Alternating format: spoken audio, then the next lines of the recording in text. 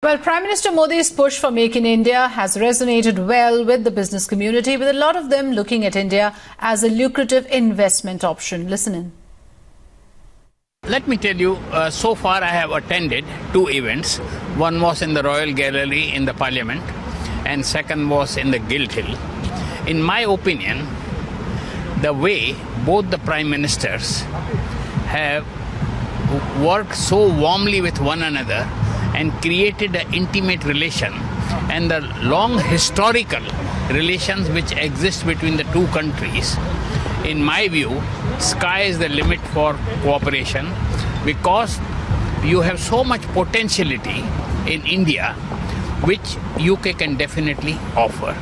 And I am personally very optimistic that a lot will happen, much more than what the announcements have been made. Spoke, about how he's looking at furthering not just investment in infrastructure, but also technology, research and development, intellectual property rights. Those are the kind of things. And he assured investors that, as well as all the businessmen here, that come to India, taxes is not going to be an issue to contest with. You think that was an encouraging sign to give? It was very encouraging, because the global investors are always worried when you go anything retrospective, which has now been corrected.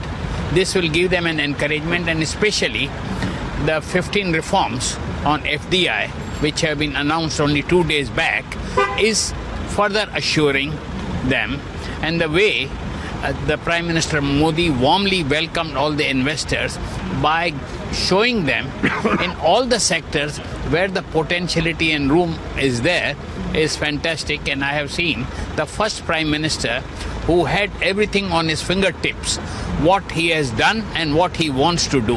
And I am sure in his vision and dream, the UK investors, with the capabilities what they have on PPP, on architecture, on consultancy, on engineering, on science, on technology, on IT, they will all be able to contribute quite a lot.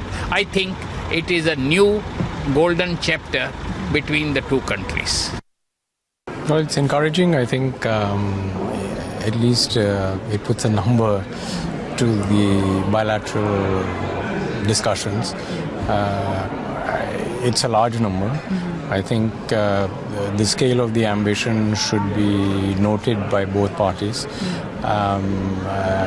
What is clear is that a lot of effort is being made to orchestrate the conversations to this level. While now we need sustained implementation, continue to explore opportunities for further collaboration. There's a lot that can be done. Do you think part of it is opening up the currency markets, the capital markets? Time and time again, investors in UK have spoken about deepening the corporate bond market in India. You've spoken about that as well. Yeah. So that's the most promising area of collaboration between the City of London, which is a global financial center, and access to capital for a capital-starved country such as ourselves. There is something embedded there. These masala bonds are really quite interesting. Yeah. Could you talk a little bit more about it? Yeah. So,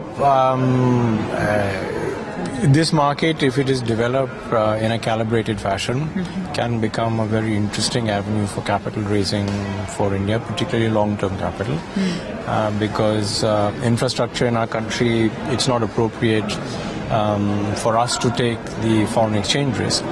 So if people are willing to buy rupee paper, it would be very helpful. But I think to help develop that market, government needs to think more carefully about issuing paper or particular maturities so that a yield curve can be suitably established through public sector issuances.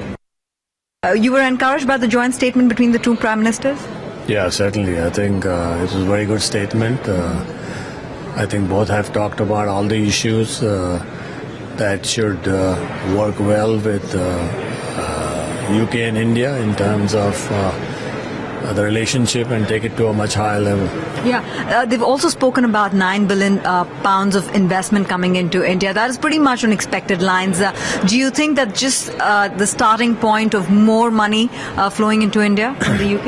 Yeah, I think it's an overall building of, call it brand India or call it, opportunities in India in terms of investing by companies here. And I think that's all beginning to start to working.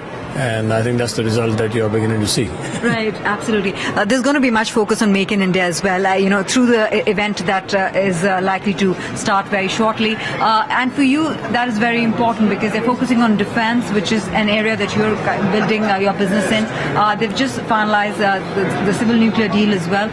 Where do you see potential for Bharat Forge and for the industry in the sector of defense and, I think supplying to defense? There's a large equipment? amount of companies in the UK that are engaged in defense, and I think we have to make sure that whatever hesitation that they have in actually physically getting on the ground in India are taken care of. And I'm sure that in our deliberations tomorrow at the CEO's panel, there will be discussion on this issue, and I'm sure we will be able to convince them that that's the right thing to do. And the second thing is there's a lot of research going on in UK universities, which is in high technology. Many of it is related to defense, aerospace type of industries. A lot of Indian companies are working with these universities in terms of also doing research. And I think this whole partnership needs to be built at a very high level.